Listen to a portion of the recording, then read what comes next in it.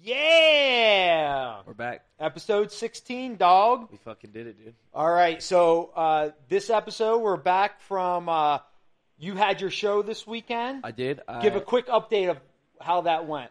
It went good, especially for a punk show. There was a real good turnout, and it was our first band. It was our first practice, our first real show as a band. We practiced a bunch together, and we played some house parties and did some house shows.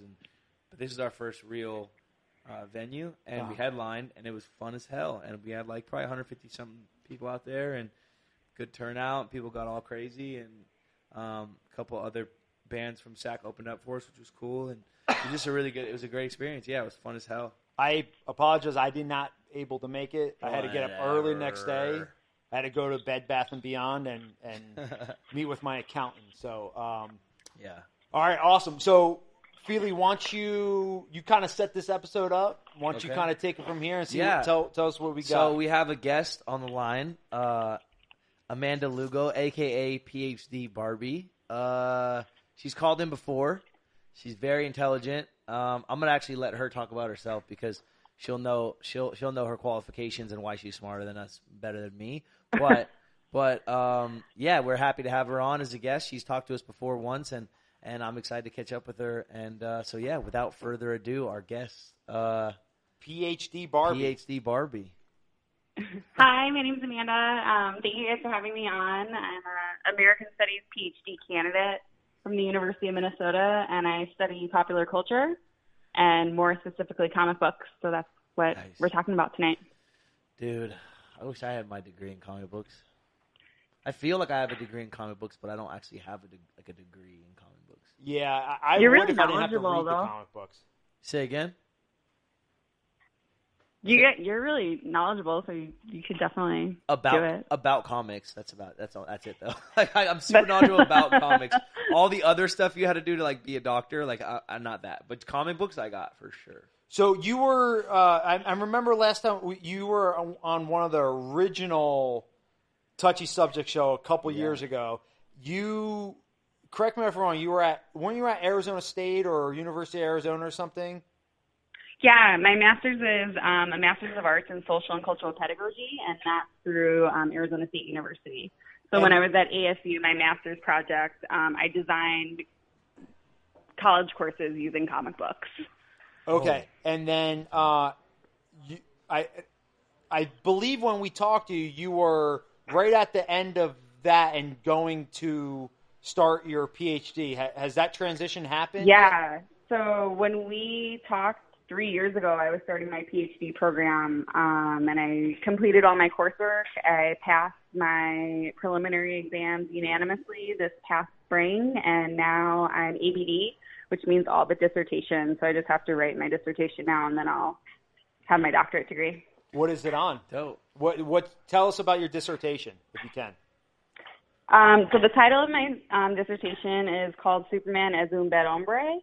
And I write about what it means if we look at Superman as being an undocumented immigrant and use the Superman origin story as kind of a reflection on immigration.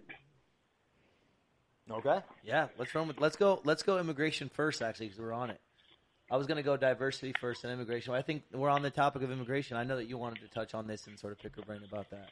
Well, why don't you just tell us what her belief system is, maybe, and then kind of go from there? We could have a discussion about it, or I'm interested in hearing. I actually was going to ask her more about the changes she's seen in pop culture and comics and the diversity in those mediums. But since we're on immigration and her not thesis, what is it again? It's called a dissertation. A dissertation. Yeah, come on, get with it. Sorry, bro. Sorry. I never went to real college. Come on, what do you think? This ain't no master's degree, it's a PhD. Yeah, shit, dude. God damn it. This ain't no punk ball. Ball master's thesis. We ain't playing no punk ball, dude. Okay. So yeah, can you walk us through your, obviously you can't give it to us word for word, but can you walk us through your dissertation and sort of your thoughts on it? Yeah, so I look at how race is racialized in other ways beyond one's like outward physical appearance. So race not being something that's limited to what we can see. And I use Superman's origin story as an alien who entered the country without prior authorization from the government and continuing to stay in the country, quote unquote, illegally, racializes him as an undocumented Latino immigrant.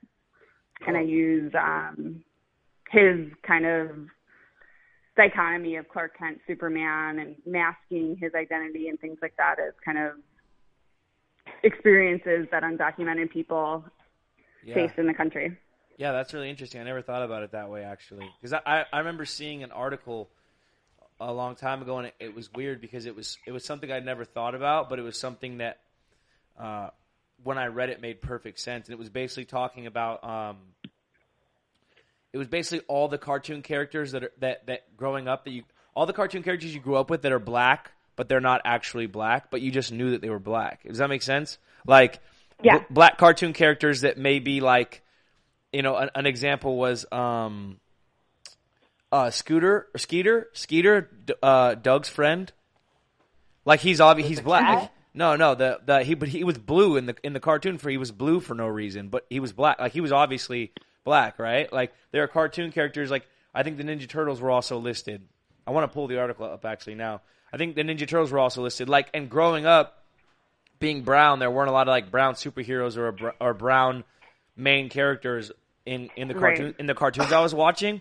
But I always remember identifying with a lot of these characters that were listed, and it was like very clear, even though they weren't black. Like most of the characters on this list are blue or green or purple, but like they're black. Like you just know inherently there's just something that, and and then there's I wish I had the words to put on it, but the article did a really good job of that. And I never thought about Superman's origin story.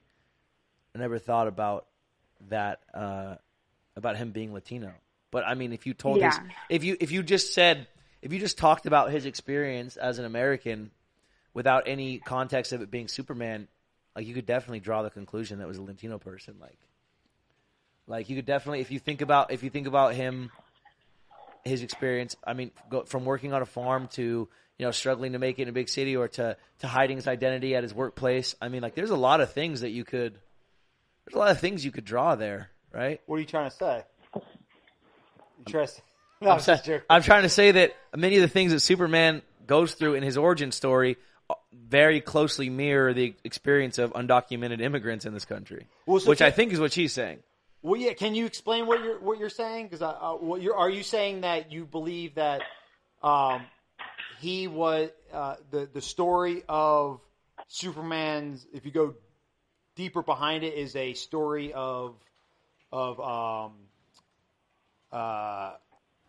immigrant culture? Because kind of like X-Men is kind of like X-Men. It's like being gay in racial America. Persecution or prejudice. Yeah. Right. Yeah, right. That Yeah. that's a pretty clear Chris line. Claremont has said that X-Men can be used as a template for many different underrepresented groups and marginalized groups of people. And there's actually a scholar, his name is Ramsey Fawaz. He's at the University of Wisconsin, and he actually wrote a book called The New Mutants about that, and kind of using X-Men to teach different types of ethnic studies courses and things like that. It was really weird to me though. X-Men is a weird example because I love X-Men, but I always thought it was weird that they were sort of designed and created to represent a group of marginalized people being persecuted and overcoming the persecution, but then there's still not very many black characters in X-Men, or there wasn't very many gay characters in X-Men. There wasn't like the original X-Men. Yeah, but that's not. I mean, but I'm saying that like one guy's part Wolverine. One guy's he's a white guy from Canada. He just his nickname Wolverine. He's like but I mean, he's not part Wolverine. I mean, there was that '90s thing where they made him feral, but it's not canon, bro. Anyways, I just thought it was interesting when I was pretending to be a college student and I took a race, ethnicity, and equality class. They let us pick a certain medium in pop culture and to talk about the underrepresentation in that medium, and obviously I chose comic books. I thought it was interesting that obviously there's not a lot of representation and diversity in the original American comic books, but X-Men specifically was designed to represent marginalized people. But when you look, there's not a lot of marginalized, outwardly like appearing marginalized people. Like I remember doing right. So like the people that are like representing race in X-Men are the people that have like phenotypical mutations, right? So like when we're thinking about like Nightcrawler or even Mystique and how that could be, her identity could be even used as something bigger, as she has kind of the power to pass at certain things and kind of gain social capital and change her access to privilege because of her powers. Right. Yeah. I remember specifically thinking when I started writing about the X-Men, I think there was like 4 times as many purple or blue characters as black or brown characters in the X-Men. And I was like, it was just kind of a weird thing to me. So let me ask you guys this, and Fili, would you consider yourself a person of color? I don't think I've ever referred to myself as a person of color ever, but... Would you consider yourself a minority? I would consider myself a minority. I guess, I would consider myself a person of color, yeah. Okay. I think my mother is white. But, when I'm in my interactions with the police, for instance, or when I... And your dad's, Pacific Islander? My dad's Samoan Hawaiian, okay. Yeah. But I'm pretty dark brown, and in most of my interactions... There have been a lot of interactions throughout my life where it's been clear that I wasn't white. And then PHDBARBIE, would you consider yourself a person of color? Yeah, I'm Puerto Rican. I identify as Latina. Okay. So I hear you guys talking about just kind of, not seeing people of color in comic books and everything. Right. My question is, why is that important to you guys? Well, representation matters, right? That how people see other people that look like them and other people that grew up like them affects their understanding of their own identity, but it also matters for people that might only have a certain portrayal of a type of person from the media.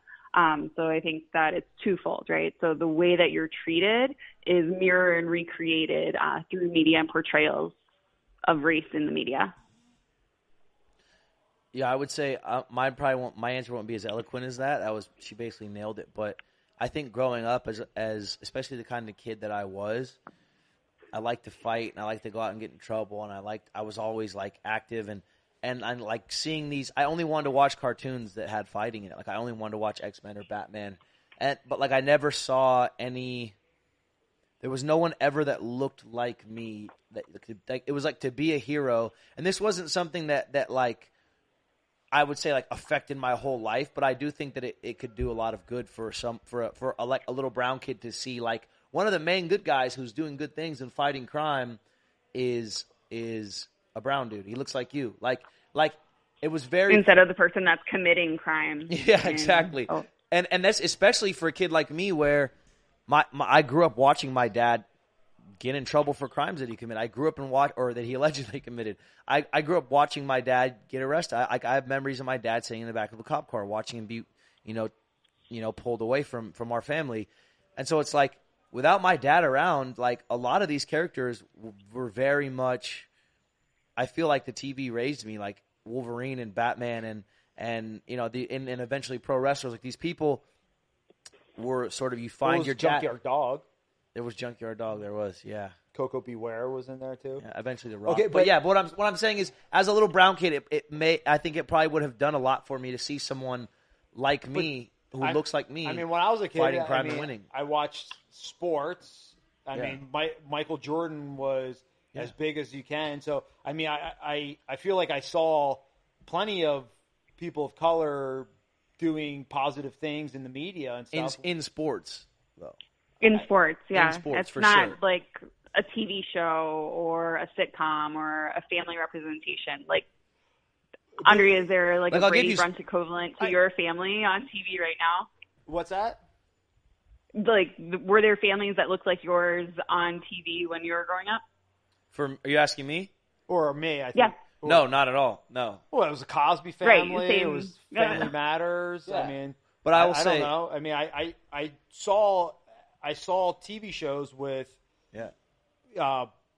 So are you grouping all people of color as Black people? Because you've given examples of Michael Jordan, Family Matters, and The Cosby Show. Yeah, there weren't like a lot of Hispanic. I mean, there was no Sri Lankan people on TV. Yeah. But like, I mean, I'm just saying that, I'm saying different than myself. I'm saying I've seen people on TV. Now, I don't know if there was I can't do, I don't have the data in front of me if there was a high representation of Mexican families or Puerto Rican families or Samoan families on TV. What? But I from my thought is that the discussion is, are there unrepresented communities that are being shown in a positive light? And I mean, in my perspective, I feel that we saw some, at least a proportion. Right, but your perspective is only Black examples of Black families, and both The Cosby Show and Family Matters were upper middle class families that are represented. That's true. Well, there was Good Times. There was 227. I think for me specifically, because like I really like in sports, you can find examples. Sports have always been a great like sort of integrated. Almost always have been like an integrated sort of even ground where you have athletes of all races in sports. I specifically, because I don't know enough to argue in these other things, I specifically am talking about comics or cartoons as a kid growing up, where like we talked about this, especially like you growing up in the 80s where you're like, no, being a comic book nerd or being into punk was like you were a small group. It was like there are kids that were pushed towards things like comic books or I'll stick with comic books. There were kids that didn't fit in other places that were pushed towards comic books, that like if you weren't basically like a white kid, if you weren't a white kid, then you didn't see anyone that looked like you. You might see a purple guy, you might see a blue girl who can change into anything, but you didn't see a lot of diversity in the comic books you were reading, like especially as a kid. And it was always, this is something else I want to talk about. Let me ask you this, and now, why is that? Like, okay, let's work on that premises. Yeah. I would not claim to be an expert at comics, but we're going to work on the premises that there was a mostly white people that comic books were mostly made by white men for white men. I mean, even the way that women were drawn, it was through the male's gaze in the majority of comic books. Okay, so the reason why, what's the reason behind this disproportionate amount of lack of, say, diversity in comic books? Right. I'm not saying it was a malicious thing. I'm not saying like the creators of the comic books were these oppressive white. I don't think that at all. I don't think when Stan Lee wrote these comic books, he was thinking like, I'm never gonna make a main black character. I don't think it was malicious. I just think that it was like indicative of the times, and I think it's you see the change now, but I think it would have benefited kids growing up. I grew up in the 90s, growing up seeing more people of color or more diversity in lead characters. I think we have a lot of it now, but I'm not saying it was like some nefarious plot to keep black and brown people out of the spotlight or to purposely like underrepresent them. But I do think, I think whatever harm was done wasn't, in my opinion, purposefully malicious, but I think that it could have done a lot of good to have more diversity through the past. And there's diversity in comic books now, but I mean, if you look at the general, you look at from 1940s till now, it doesn't really start till late 80s mostly. I mean, any character you have in comic books that's black, like I remember black and brown characters in comics, and if there was a black and brown character, it was like that was their identity. It was like you have black this, black that, like Black Thunder, or like you have like black, or you There's a really good book that's written by Adilfo Nama, and he's actually an English scholar, and he does African American studies and popular culture studies, and it's called Super Black. Yeah. And he writes about how black characters early incarnations of comic books were kind of relegated to the sidekick character, or their blackness was usually used as a superpower to show how much stronger their white counterpart was, or there was this like love interest kind of blaxploitation plot, and it wasn't really until characters like Luke Cage came in later incarnations that black male superheroes became more popular, and that kind of coincided with an increase in diversity in producers, writers, artists as well. That actually brings us to the next thing I want to talk about. I want to talk about diversity. That actually segues perfectly. We didn't really talk about immigration. We didn't at all. No, we didn't. We fucked it up. But whatever. We're just fucking flying by the seat of our pants. Okay. So one last question, then we'll wrap this up. So all right. So what's the goal with this? So we're conscious of the lack of diversity, should we say? Yeah. What's the goal? Like, is it the goal to have comic books more diversity, or is it just to kind of recognize it? Is the goal to have for underrepresented groups to create their own comic books? Walk me through what's the next step from here. I mean, I have an idea, but Amanda, I'll let you go first. You're the guest. I think like the next step would be just like looking at pop culture in general and looking at the media in general and portrayals of types of people. I use comic books because comic books have had a lot of freedom in their own kind of creative direction, and comic book readers mostly are kind of tight-knit, kind of nerdy group of people anyway, so it's kind of more innovative and have a lot of kind of freedom with creative avenues. So that's particularly why I'm interested in looking at comic books, to kind of use as a way to show us kind of the social, political, and racial climate of a specific area. Okay, so I'm gonna give you a hypothetical right now. I just granted you the queen of comic books, and you have absolute power to take over all comic books and how they're written, or whatever. You can dictate whatever they want. What would you like to be seen? What would you like to see be done in comic books, and what effect do you think that will have on society as a whole, or comic books, or whatever? I think so. If I had control of the entire comic book industry, I think I would make smaller, less popular comic books written by more independent writers and artists, and give them kind of more liberty and kind of more exposure on a global stage. So there's even more diversity in what people define as comic books. You know, comic books aren't just any movie in the Marvel universe, and those movies aren't even representative of kind of the storylines that were originally written. So I think that I would use my power to give more access to smaller, less known comic book creators. That was fucking heartwarming, dude. But then what do you think how that would affect the world, I guess you would say? I think it would affect the world because it would change people's perception of this type of media, and also kind of make learning certain things more accessible. All right. Yeah, I like it. That actually ties perfectly into what I want to do with the next episode, to talk about because my goal, if I was the king of comic books, I really like what you said, but I would keep things going similar to how they've been going. And for me, there's no agenda to like make sure diversity exists, or like make sure there's 3 black characters to every 3 white characters. I'm not interested in right.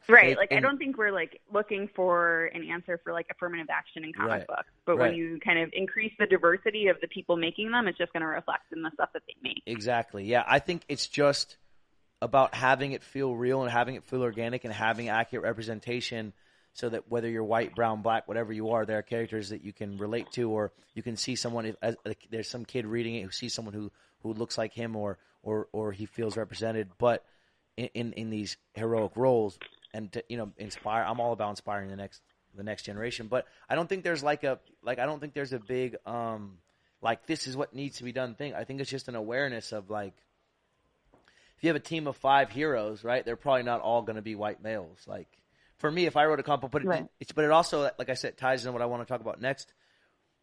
I feel like if if you force an agenda of diversity, it almost we end up back at the same place where it's like it's not right. It's inauthentic then. Yeah, it's disingenuous. That's what I want to talk about actually in the next episode. Okay. Well, if I was the king of comic books, I would do a Joker and Cletus Cassidy crossover where they have to fight Kurt Wagner. So. All right, I like it. Does he get the sword? Does Nightcrawler get the sword or no? Of course, yeah. Sword Nightcrawler's badass, dude. Yeah. All right. Well, we're gonna wrap this up. What else do we got? You have anything to say? No, I think we should just roll right into the next one. All right. Yeah. We're gonna cut it right now. All right, guys. See us next week for episode 17. Yeah. Later.